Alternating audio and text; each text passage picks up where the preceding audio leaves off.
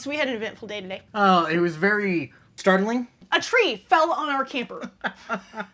So there was a windstorm, kind of a rainstorm that blew through, and there was a branch there's a tree next to us we're actually surrounded by trees, but there's one that's very close to our bedroom slide out, and it had a fairly large branch that the wind just blew just the right way, and it just toppled over on the slide. Thankfully, there was no damage.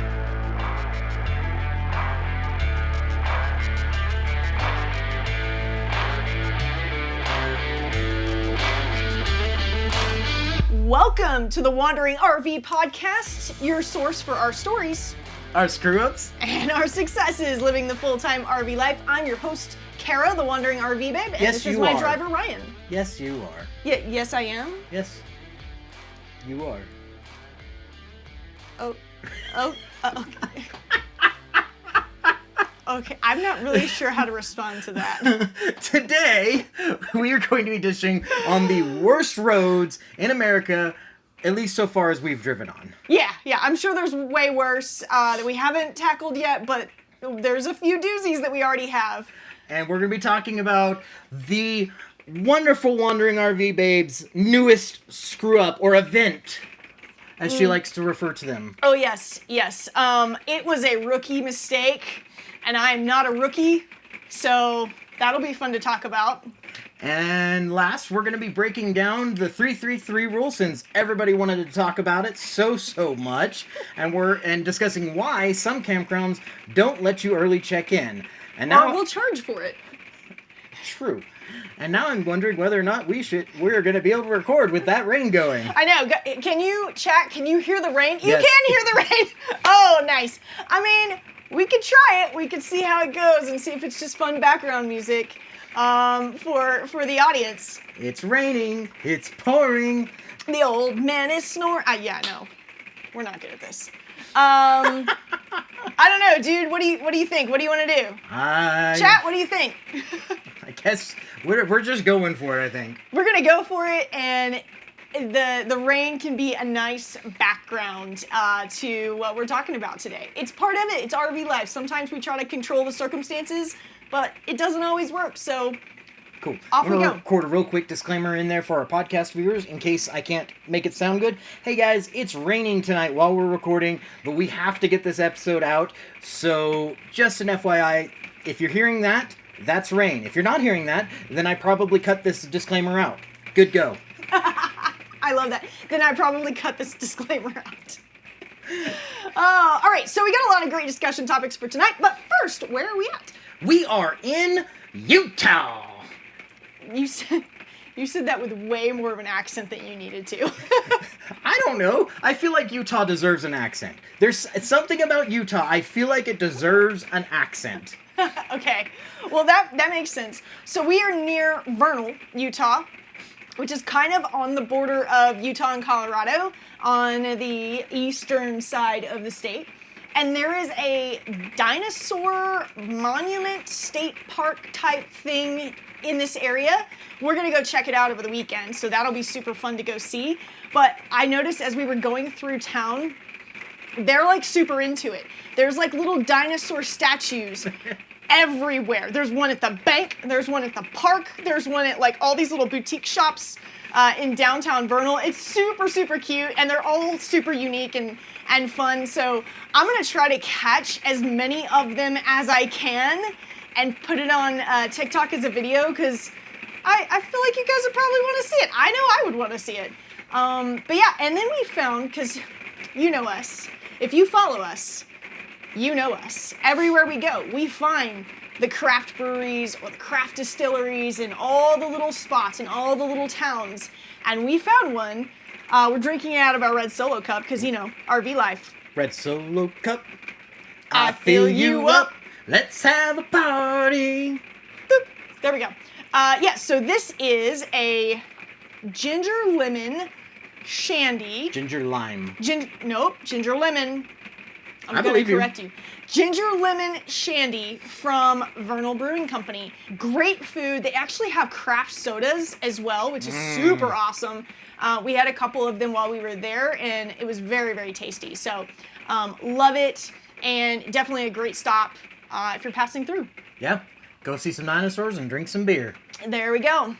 But leading up to getting here, Oh, this has been an experience. this was eventful. Y'all, we have to catch you up on the last, week and a half or so, because we've had a lot of things going on. A lot of things. Oh, yes. So, on our way, so we came from Colorado Springs, through Steamboat Springs to Vernal, and we stopped in Steamboat Springs for the 4th of July, but on our way to Steamboat Springs, we had to go through the Eisenhower Tunnel. That was cool. I was not driving, so I say that was cool. No, it actually was really, really cool. It was really great. It was a really relaxing drive. You know, the nice thing about I-70 is it's an interstate. This is my whole thing. I love to stay on the interstates because they are so overbuilt. It is so easy to just drive and relax and just know that, hey, there's extra lanes going on. There's speed limits that are actually reasonable for what you're driving. It was amazing. Yeah.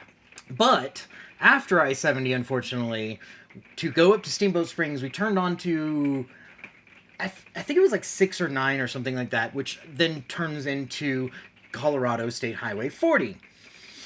Colorado State Highway 40. Colorado, you need more than just one lane in each direction on that road. I thought you were going to say 2 lanes. Well, it is 2 lanes, but 1 lane in each direction. Yeah. 1 + 1 = 2. Yep. So there were parts of this where, the speed limit was 65 miles per hour, and then there'd come a hard, a curve that they, wanted to warn you for with a recommended speed limit of 40 miles per hour. And then you'd have a couple of feet of straightaway, and there was another curve of a recommended speed of 40 miles an hour. So by the time, I get around one curve, I'm going into the next curve. I haven't sped up to 65 miles an hour. I'm still going 40 miles an hour, doing the recommended speed limit. And there is a huge row of cars behind me just stacking up. And it wasn't anything wrong with what they were doing. It wasn't wrong with what I was doing. It just had to do with the fact that there was only 2 lanes. So there wasn't a lot of space for people to pass, especially on those turns. It's not safe to pass. Yeah, there was a severe lack of passing lanes. There was no shoulder on much of it. So there was one time where there was a wide enough shoulder that we could actually pull off, and we just let a bunch of them pass as much as possible. But that was few and far between. So that kind of added insult to injury on that whole stretch. And then I think the other thing that was really frustrating about Colorado 40 is the grade was just as steep for just as long as it was on I-7 heading west out of the Eisenhower Tunnel. But with the Eisenhower Tunnel, because it was a, interstate highway, they had obviously 2 lanes we already talked about, but they also had a separate speed limit for regular cars and then a speed limit for big heavy trucks. Well, we qualify as the big heavy truck because we have a massive 5th wheel. But Colorado 40 only had 1 speed, and it was really intended for the smaller vehicles. And so naturally, and I could totally understand this, naturally, the cars that were building up behind us were not towing, and they were frustrated that we were going 20 miles below the posted speed limit, not realizing we actually couldn't go faster than that safely. And so it wasn't their fault, but they got really, really upset, and I understand that. But the problem is then that makes a really unsafe situation. So Colorado, do better with US 40. Just give us a few more lanes so people can actually pass, or more frequent passing lanes. Exactly. Something. I mean, lordy. Anyways, exactly. But I want to jump back a little bit. Right before we go up the mountain to go into the Eisenhower Tunnel, I would like you to tell us your new favorite incident. I am calling this the Great Salsa Incident of 2013. We had the Great Peanut Incident. No, not 2013. I'm sorry. Hang on. 2013? I didn't Wow. even catch it. I had a brain fart. This is the Great Salsa Incident of 2023. Was there one for 2022 also? The Great Peanut Incident. Ah, yes. Yeah, the Great Peanut Incident. That one I think we talk about in the pilot episode of our podcast, so go check that one out. But this one was really bad. So this was totally a rookie mistake, and I'm not a rookie, so I don't even have that to fall back on. But here's what happened.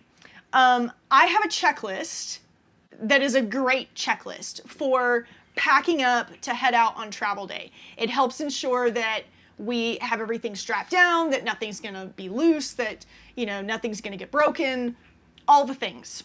And I followed my checklist, but I got distracted and I didn't go back and double and triple check it, which is what I typically do. And I don't know why I didn't this time, but lesson learned, I will never skip that step again. So there's one right before you get to the Eisenhower Tunnel, kind of right before you go up the incline to get to the Eisenhower Tunnel going west. There's like one last kind of gas station stop. And of those, there's like one diesel stop.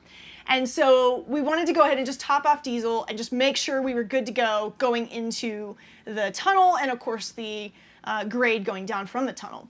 Logic. Logic, yeah. And so we pull in, and if you've seen one of my other videos, I generally like to use the truck stop bathrooms more than I use my own camper bathroom. There's a lot of reasons for that. They're usually cleaner, and I don't get caught in the bathroom if he needs to pull the truck forward.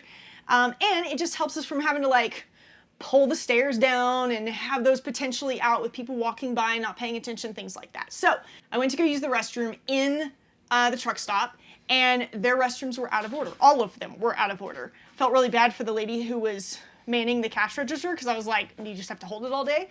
But anyway, they weren't super busy, so I told Ryan, I was like, hey, while you're filling up, I'm gonna have to use our bathroom. Don't pull forward, because the stairs are gonna still be down. I go in to go use the restroom, and our slides make the fridge inaccessible when we're traveling. And so you can really only get to the bathroom and kind of our bedroom when the slides are all pulled in. The living room and then the whole kitchen, which is at the rear of our fifth wheel, is completely inaccessible during travel. So I'm taking care of business or whatever, and all of a sudden I hear this doo-doo-doo. I was like, that's weird. That sounds familiar, but is it maybe the microwave that got unplugged or something like that, or the coffee maker or something like that? And so I'm sitting here, I'm thinking through it, and I'm just perplexed, but I was like, okay, maybe it's just, one of the electronics back there. And then all of a sudden I hear it again. Doo-doo-doo. And I was like, oh shit. I realized it's the sound that the fridge door makes when it's been left open. And so I get done, go tell him, hey, we have a problem. We need to open up the slides. So we go to open up the slides, and oh my gosh, y'all. So it's a murder scene. It's a murder scene. So we had stocked up on our favorite salsa before we left Texas. And our fridge is a full-size fridge. We have a full-size pantry as well. But our fridge had plenty of room in it at the time. And it's really better to pack things into your fridge so things don't move around and shake around while they're in the fridge. So I'd put them all in the fridge. And they all came out of the fridge. There was salsa and glass everywhere. It came into this section of the RV, which is it used to be our dinette. Now it's our office setup. But there was salsa all over the desk. There was salsa all over the floor. There was salsa all in the freezer because we have a bottom freezer. It was terrible, terrible. So lesson learned. We cleaned it up as best we could. When we got where we were going, we cleaned it up the rest of the way. I will now never forget to lock the fridge again. Oh, you say that. Your time will come, my dear. Your time will come. Yeah, that was really fun. But we only lost, I think, maybe just one. One salsa, yeah. Just one. Not bad. It was a full thing of salsa, but we only lost one, which was great. But it was really cool. So the trip itself was totally worth it. We made it to Steamboat Springs. We spent the holidays with our family. The really, really cool thing is we are from Texas. The majority of our family is from Texas. The majority of them still live in Texas. And this was the first time that we had ever gotten together, the whole family, outside of Texas. And of course, we got together in Colorado, where it was gorgeous weather, except for the cottonwood. Yeah. It looked like it was snowing a few days because the cottonwood was just coming down so heavy. Still better than 100 degrees in Texas like we did last year. Exactly, yeah. So it was, all in all, it was a great event to just go and hang out with the family. So we did some fun stuff while we were in Steamboat. If you ever come through Steamboat, you should definitely check out Strawberry Park Hot Springs. Yes. So there's gorgeous. a Steamboat, Old Town Steamboat Springs And then there's the Strawberry Park Hot Springs. We went to both. We went to both. Definitely go to the Strawberry Park. It's a little bit more like nature-esque. You've got like beautiful trees around you. The sun, it's amazing. Check it out. This Old Town, great too. Yeah. Awesome. Just a little bit more sterile. No big deal. But if you want the more sterile, maybe that you'd prefer that. Yeah, the water was certainly more clear at Old Town, and so if you were looking for that, then there you go. But yeah, Strawberry Park was amazing. We went to Fish Creek Waterfall, which was nice. It was a quick little walk, not even a hike, but a quick little walk over to this really, really beautiful waterfall, really scenic overlook. I was even able to do it with my broken foot, so in the boot, so it really was very accessible for anybody at any physical level. And then we rode a gondola up the mountain. Yes, unfortunately, I got coerced into riding the gondola, and I made it to the top. So, you did. So, as the gondola took off, yeah, it kind of took off pretty quick, and I caught the driver Ryan's expression on his face on camera, and it was epic. It was the best thing ever. I'm going to post that video in a couple of days, so be on the lookout for it. But it was awesome. Yeah, it was an experience. I'm really glad that I did it. I'm not a big fan of heights, but this was one of those experiences. It was closed in, so I felt safe. I felt protected, so it was all good. But yeah, it was really, really cool. We got to see a lot of beautiful stuff. Got to see some guy hand gliding off of the mountain. That was really awesome. That was really cool. I think you got some good pictures of that too. We had a blast in Steamboat, but the trip getting there, it was a little challenging, which leads us right into our main topic. Yeah, so we talked about Colorado 40. It is not a great road, at least to tow on, at least when the traffic is busy. It's fine. It really was not a big deal. You just got to take it a little slow at parts, and you're going to get people backed up behind you because there's only 2 lanes. So, the worst roads for RV travel so far in our experience, Colorado 40 has now entered the... It's on the list. It's on the list. It's on the list. So it's really only from so you take, I think it's 9 to Colorado 40 and then 40 over to Steamboat Springs. It's really just that section from 40 to Steamboat Springs where it's really, really not great. The rest of 40, for the most part, between there and Denver and there and Utah, not bad. Really relaxing. It's not a big deal whatsoever. Yeah.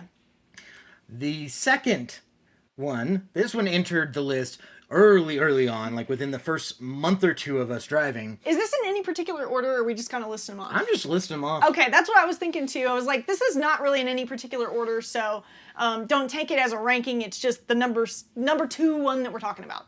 The bridge at Lake Charles in Louisiana. Oh my God, on I-10. Oh my word. That one is terrible. And we took it without realizing that that's what it was, without realizing that that's where we were going. Now, you can go around it. You can take Loop 210 around it. You should absolutely do that. That is strong recommend. Strong recommend. The bridge is just, so you're looking at it, I don't even know what the grade is on it, but it's a pretty steep grade, both up and down. It is only 1 lane each direction. No, it's 2 lanes each direction. Is it? Yeah, it was 2 lanes each. I stand corrected. But there was no shoulder and 0. And lots of traffic. Yeah, lots of traffic. And the road, the bridge itself is not well maintained. So as we're going up, 1, it's shaking. 2, we can see the rust on the bolts. It was gnarly. And we read about it later, and one of the things that they said was it's a big challenge for any maintenance crews to get up there.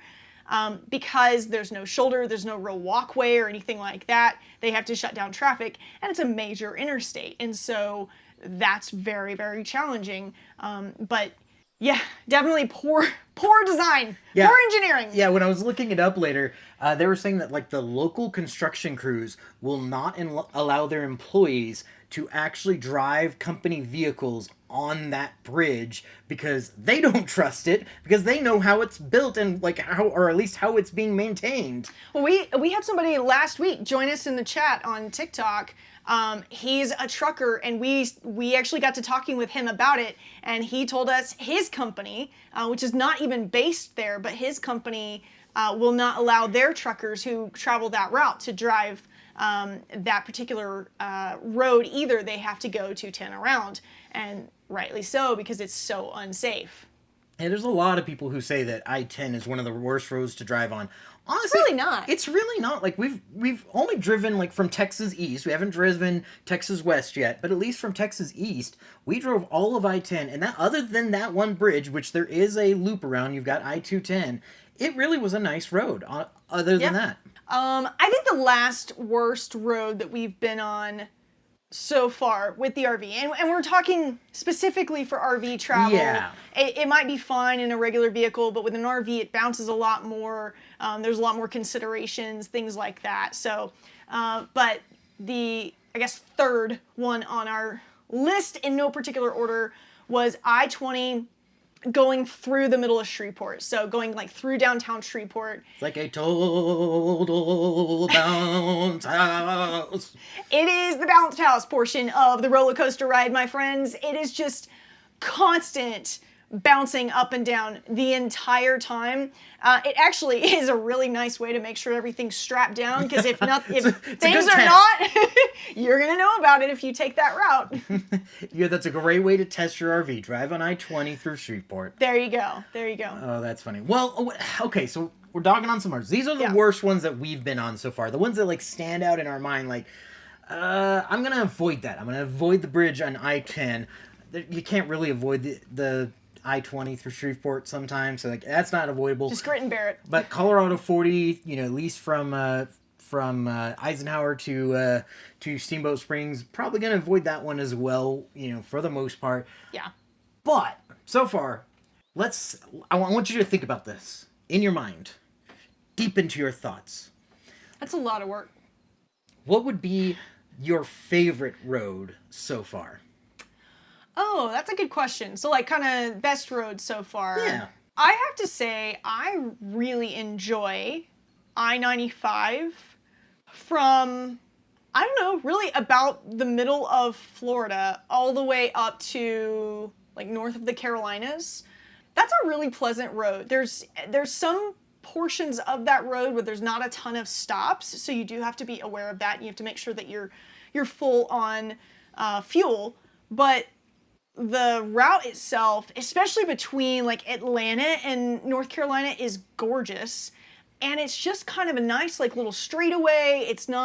There's no like major challenges or obstacles that you have to face on that road, and it's just it's like tree lined the entire way, and it's just gorgeous. So that probably is one of the ones that sticks out for me. What about you? I-10, there's this section in Louisiana.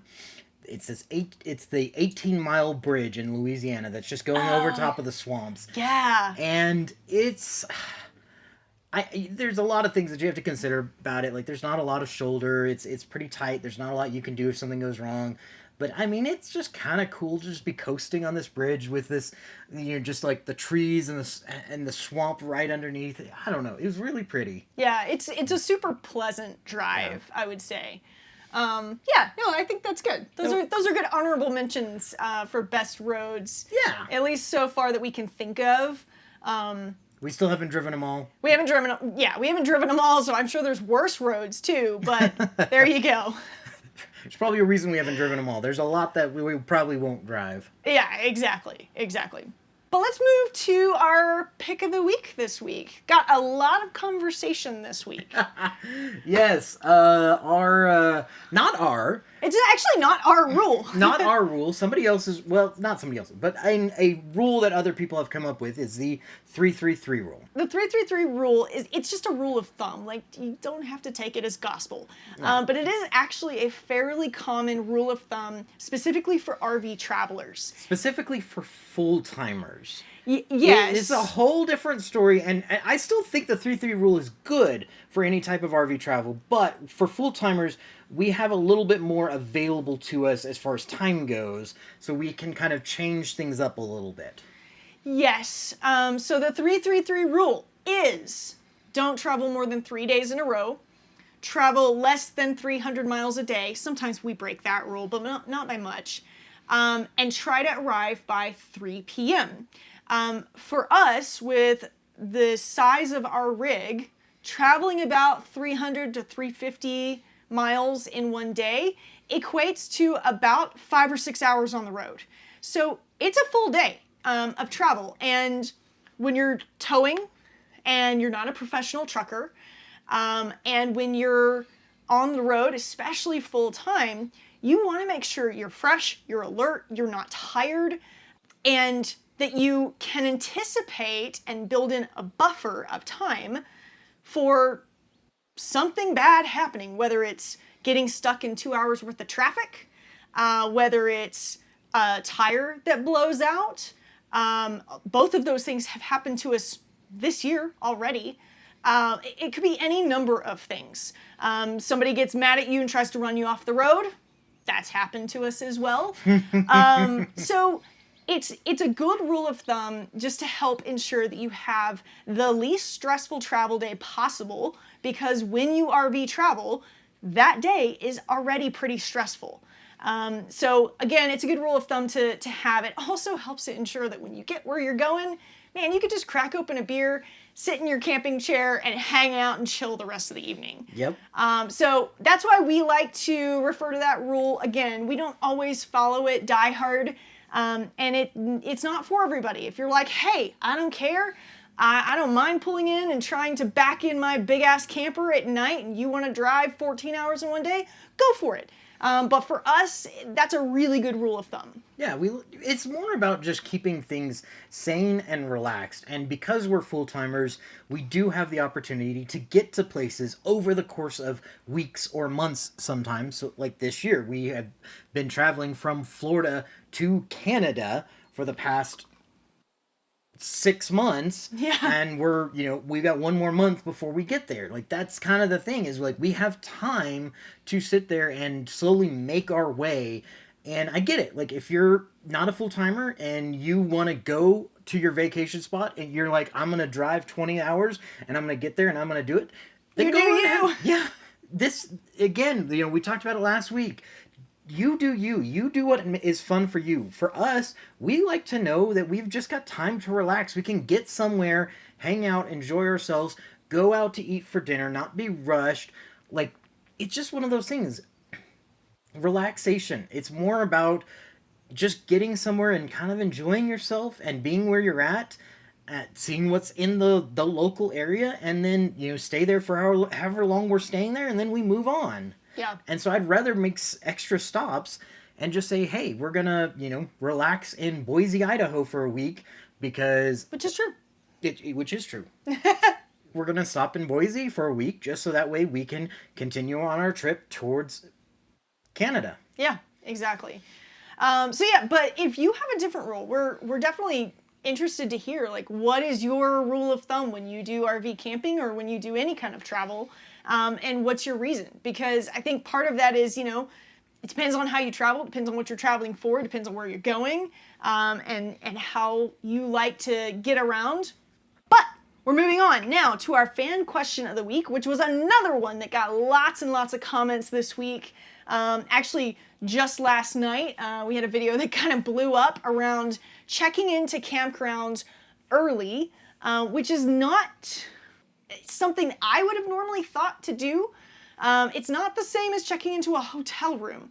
And so setting campground reservations and checking into a campground or checking out of a campground, not the same as checking into a hotel. But when we moved into Steamboat Springs, we actually arrived in Steamboat a week before our family did. And the campground that the entire family was converging on, we had made plans for the July 4th weekend, but we arrived a week early, and when we called them, they were full. And so we camped about 2 miles down the road at another campground, And most campgrounds have a 10:30 or 10 to 11 checkout time, and they have like a 1 to 2 p.m. check-in time. The idea behind that is it gives them a few hours to check the site, to check all the hookups, to mow the lawn or manage the grounds or things like that if need be.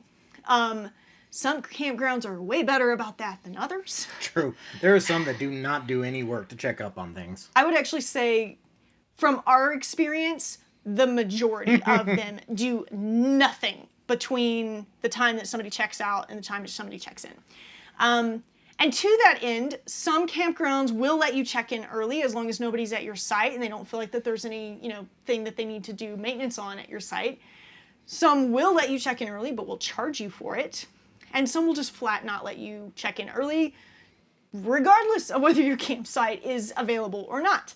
And so we were 2 minutes down the road. Steamboat Springs, because it was a holiday weekend, was packed. And so they're really, normally if we just had a short trip like that, we would probably just go hang out at like a Walmart parking lot or something like that for a few hours, kill that time, and then go check in when the normal time came around. This time we couldn't do that. There was not room for us to try to go find somewhere with our big ass rig in the middle of this super, super busy town. And so we were like, well, by the time we went to go move, our family was actually camping in their camper right next to us. So we had a buddy site together.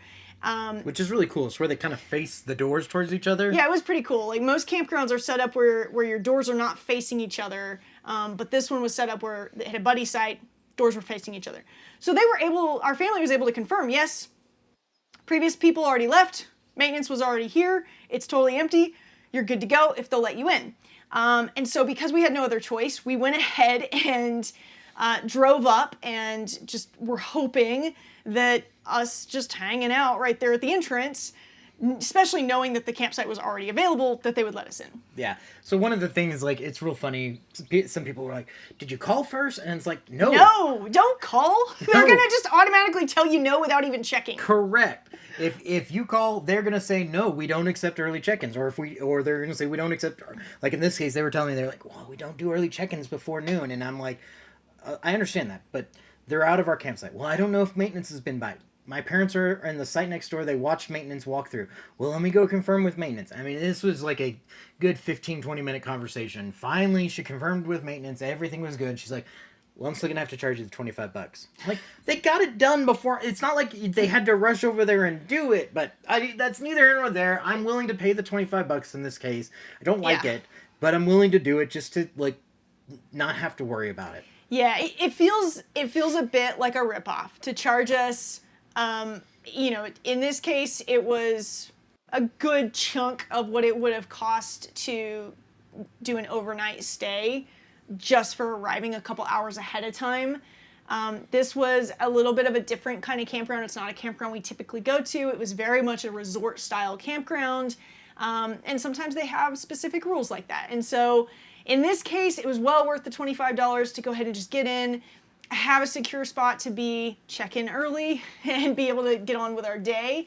But under normal circumstances, I would have been like, psh, no, we're not paying $25 for that. So it's a normal thing. It's unfortunate. And, in certain scenarios like ours, it was funny. Somebody on a commented was like, well, that's what you get for following the 3-3-3 rule. No, the 3-3-3 rule is you get in by 3 p.m., which would have been totally fine. Well, after check-in. Yeah, well, perfectly fine. No, it was the fact that, like, our situation has just put us in a scenario where we're at one campground for a week, and then we're moving 5 miles down the road to another campground to be with family. It just worked out that way. And so it was just kind of one of those odd little things where, like, hey, we're trying to check in early. And we paid the $25 so we could go put our trailer in, went to lunch, came back, got all the hookups done, and had a nice, relaxing evening. Yeah, it was great. So that's all we got for you this episode. Hopefully, you liked it, you enjoyed it. We'd love to stay connected. We are on all the socials, TikTok, Instagram, Facebook, YouTube, Snapchat. At Wandering RV Babe is our handle across all of them. So drop us a comment, give us a shout. Join us on a live. We try to do them on Thursday evenings. We would love to interact with you, answer questions, talk about RV stuff, and get any ideas that you have or any tips and tricks that you have as well. We also have a website. That's where you can find links to products that we feature as tips and tricks and things like that. We also have merch on there. We have merch now? We have merch now. Who knew? And that website is linked in the bio of all of our social media pages. It is also beacons.ai, beacons.ai/wanderingrvden. And we will see you next time. Have a great rest of your summer.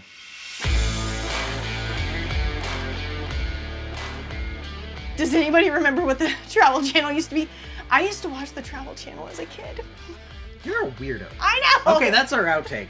For me, it's like, I feel like you're just experiencing somebody else's... Wait a minute. Holy crap. The Travel Channel was pre-social media. Uh-huh. It's how you experienced somebody else's vacation before we had social media. Oh my gosh. That's what the Travel Channel was.